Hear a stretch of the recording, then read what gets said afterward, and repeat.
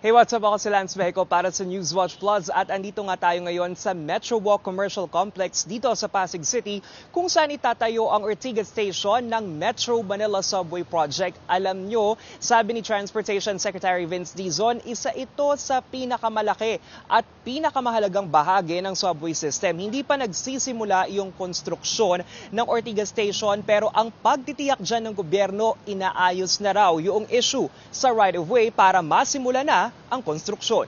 We are here today to inspect the last remaining major right-of-way issue for the Metro Manila Subway. And hopefully within the next few weeks, we will start construction already, finally.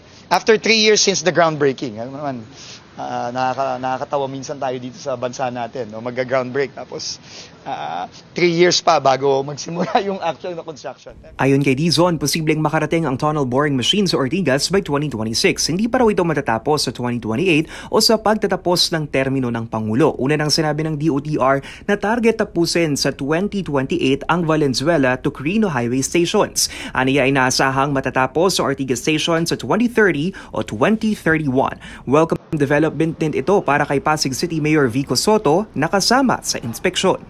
Fact is, the only solution to traffic, the only way to have better mobility is through mass transport. Kaya ito na yung solusyon, or at least part of the solution. Para sa mga impormasyong napapanahon at on-demand, Lance Vehico, Newswatch Plus.